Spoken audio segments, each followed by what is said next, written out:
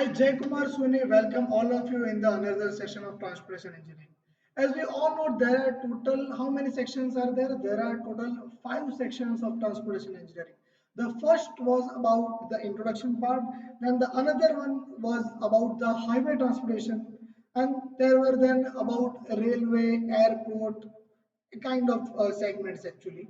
We have already discussed the things which are related with the introduction part, and from today onwards we are going to cover the another segment of highway transportation. We have learnt about highway geometric design. From today onwards we are going to learn certain aspects of traffic engineering. So friends, stay focused as transportation engineering is one of the most important segment, and this is one of the segment that you can relate with the actual world actually. So stay focused. Let us start the session. I welcome all of you in the session of transportation engineering, which is the part of segment 2. In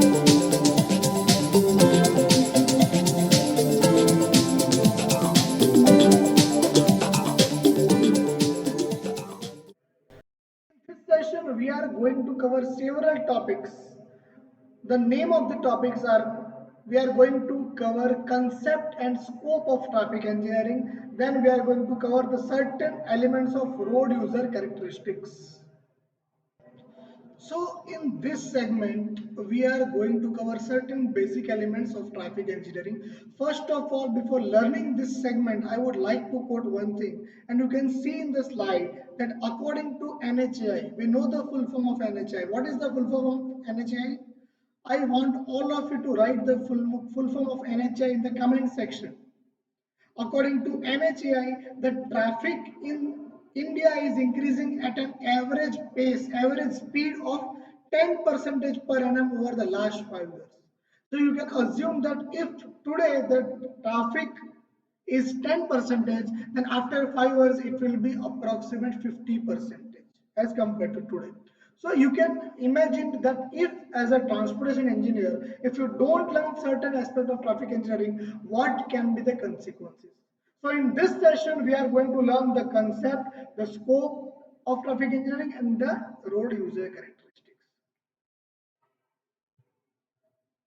So what is traffic engineering actually? First of all, we need to learn the definition of transportation traffic engineering. What is traffic engineering? Traffic engineering is the branch of engineering that deals with the planning and geometric design. You all have learned what is geometric design of highway. Today you are learning why you need to learn traffic engineering. So you need to learn traffic engineering for the planning and geometric design of which elements? Of roads, highways.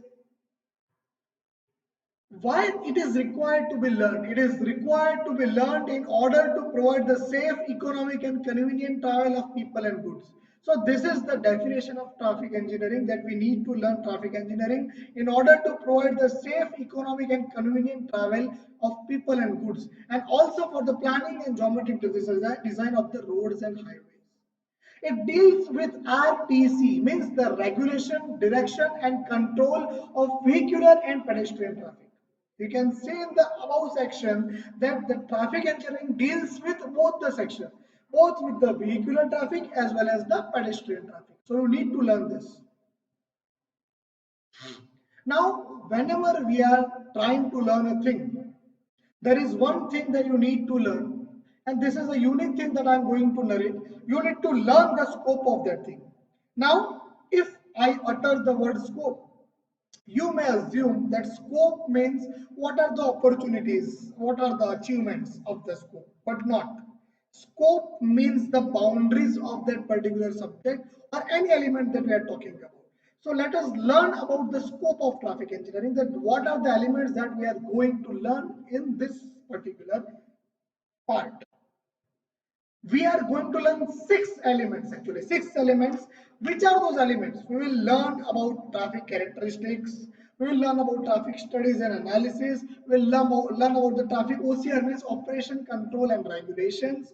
We will learn about the planning and analysis part, the geometric design of not road but the geometric design of traffic, highways and the administration and management. Now, how can you remember this concept? You do not need to mug up this thing. You just need to have a proper understanding. There is a shortcut key that I have developed, and it is you need to have this thing in your mind. CSGOPA means C stands for what? C stands for the characteristics, S stands for the studies, G stands for geometric design, O stands for operation control and regulation, P stands for planning and analysis, and A stands for administration and finance. The shortcut key for this particular segment is this. Let me write it again for you. CSGOPA. C stands for traffic characteristics, S stands for studies, G stands for geometric design, O stands for operation control and regulations, P stands for planning and analysis, and A stands for administration and finance. So this is how you can remember this thing. Fine. So what is the scope of traffic engineering? CSGOPA.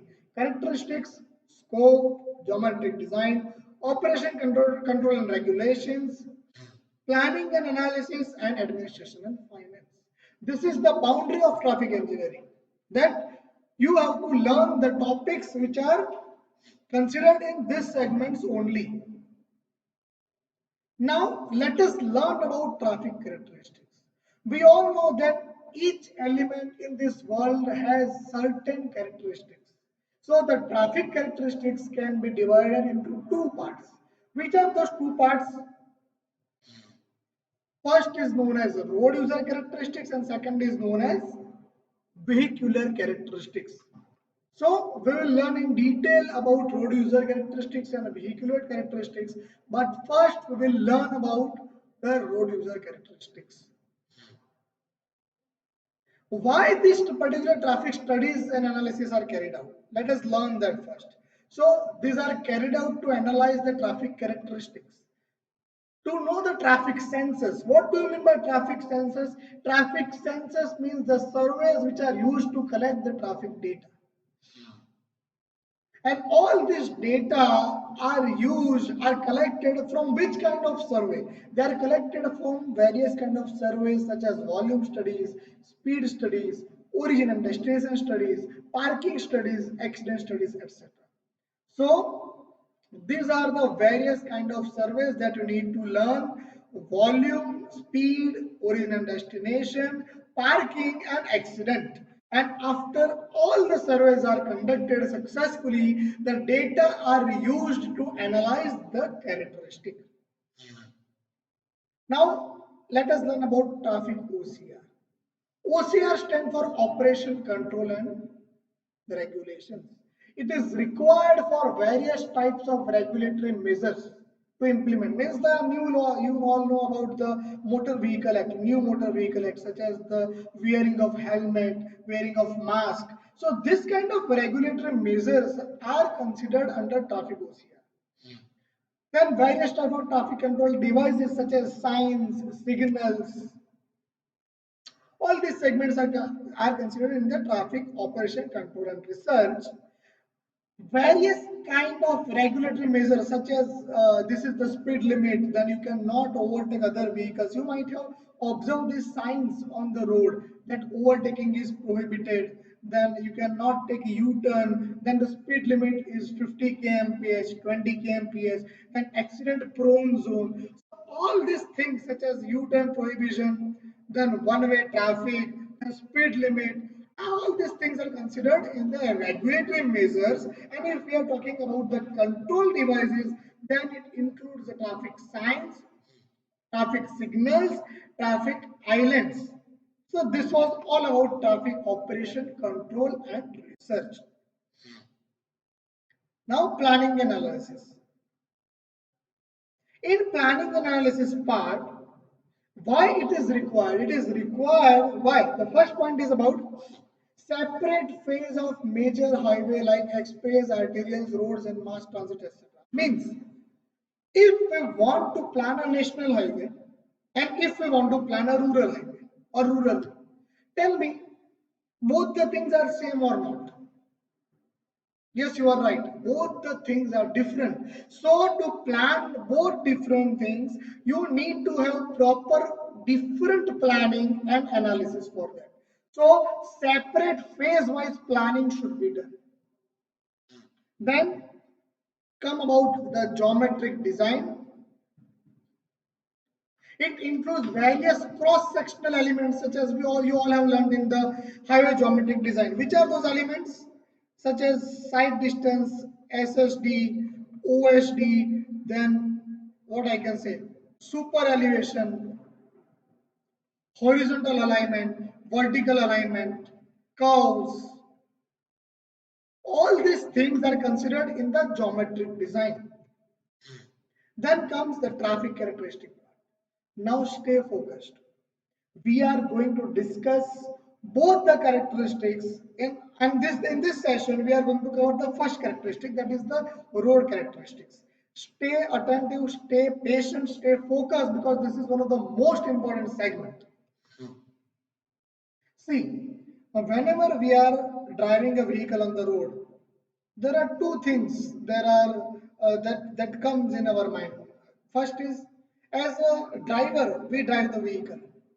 So whenever we are driving the vehicle, we have certain characteristics, such as we are in certain mood, we are in good mood, we are in bad mood. Then we have certain emotions going on in our mind, such as anger, fear, happiness, loneliness, depression. So as a driver, we have certain characteristics. And ultimately we are driving the vehicle on the road, so we are also called as road users. And the characteristics which are related to us are known as road user characteristics. So basically it involves the characteristics which are related to the humans. And the another part is about the vehicular characteristics. Whenever we drive the vehicle, we may encounter that the vehicle may suffer from puncture, several breakdown, what I can say, certain repairs are required. So these things are related with the mechanism of the vehicle or the mechanical parts of vehicle. So these characteristics are included in the vehicular characteristics. If we include both the characteristics such as road user and vehicular, so ultimately the summation of both will give us the value of traffic characteristics. So let us learn about traffic characteristics and let us learn about road user characteristics. We are going to learn the elements of road user characteristics, which is the upper side, which I have provided. Now let us learn about road user characteristics. There are total 4 major categories of road user characteristics. First is about the physical characteristics, then mental characteristics, then psychological characteristics, and then environmental characteristics. Don't worry, you at the end of this session, you will able to remember all these elements with the utmost important segments included in that. So don't worry, just stay attentive, just try to learn these things. First of all, we will learn about the physical characteristics. So the physical characteristics involves two things: permanent physical characteristics and temporary physical characteristics. Permanent involves the vision part. As a driver, our vision should be good. Our hearing part, our reaction time that you have learned in the PIEV theory. If you remember, P stands for perception, I stands for intellection, E stands for emotion, and V stands for volition. And the temporary physical characteristics involves criteria such as fatigue, means tiredness, alcohol, illness, drug. So the physical characteristics can be divided into how many parts? Two parts: permanent and temporary. Vision is permanent, hearing is permanent, reaction time is permanent. Temporary involves the fatigue, alcohol, illness, drug, bad health. All these things are temporary actually. Let us learn about physical characteristics of the permanent characteristics. Vision. So the vision is important for the highway design and safety. If your eyes are not working, if you are having the blurred vision, then tell me, will you be able to drive efficiently? No. There will be higher chances of accidents. So first is about the vision. It is important for what? It is important for highway design and safety. It is used for as the sensory organ to sense the size, the color, and the shape of the object which is coming in front of us while we are driving. Now you need to remember certain criteria, such as a human, just stay focused. As a human, if you close your one eye and try to look with this eye in the peripheral way, then in the horizontally you will able to see the things exactly as they are with the angle of 3 degree. Means if I am trying to view things like this and this, if I close my one eye, if I try to look like this, so only 3 degree, up to 3 degree, if you consider from this as the reference line, only 3 up to 3 degree of the things we can view exactly. But see, whenever you are viewing something in front of you, you might be able to notice certain things which are going around you. Means if I'm viewing to in the camera eyes of the camera, then also I will be able to sense certain activities which are taking place this side or my this side. So up to 10 degree horizontally I can view total, and up to 3 degree horizontally I can view exact as the things are, and vertically only two-thirds of the exact things I can view. Means two-thirds of 3 degree at exact and two-thirds of 10 degree as exact. Got the point? If you are try to view things horizontally, means in this direction with one closed eye, you will able to see the things clearly as they are up to 3 degree, and you are able to see things, total things up to 10 degree, and vertically two-thirds of 3 degree and 10 degree. Now let us learn about peripheral vision. If both of my eyes are open, so I can view up to 160 degree horizontally like this, and vertically I can view up to 115 degree. So you need to remember the criteria of acuity vision or and peripheral vision. And if you are driving on the road and certain vehicle is coming in front of you and it is having a lighting on and the night time is there, then you might be able to experience certain glare in your eyes for few seconds. And that glare vision seconds ranges from 3 seconds to 6 seconds. So vision plays an important role in highway designing and safety. Acuity vision consider the exact vision horizontal up to 3 degree, vertical up to 10 degree, peripheral vision 160 degree and vertical peripherally as 115. Now hearing. So hearing is not a serious handicap. If you can hear lesser, if you can hear less as compared to other people, it is not that you cannot ride the vehicles, because certain machines are there through which you can be able to hear. So hearing is not a serious handicap. But that doesn't mean that if you are deaf and then you can also go and take your vehicle for ride. Then comes about the strength. Where do you require strength? So whenever we are riding the vehicles which are quite heavy, such as certain trucks, overloaded vehicles, at those times we need to have proper strength. We need to have proper strength to maneuver to divert our vehicles from the parking section for the heavy vehicles. So strength is required whenever we are driving heavy vehicles. And reaction time, you all know about reaction time. It is a summation of perception, intellection, emotion, and volition. We have learned that in the geometric design of highway. Perception means the time taken by the sensory organ to sense the situation. Intellection and emotion take place in the brain, and volition means to take the action. And all these things are considered in the time span of 2.5 seconds. This is called a small t, which is provided by Indian Road Congress. So this is how you can remember these things. This was about the physical characteristics. Now comes about the mental characteristics. It involves four criteria. First is knowledge, then comes skill, then comes experience, then comes intelligence, and then comes literacy.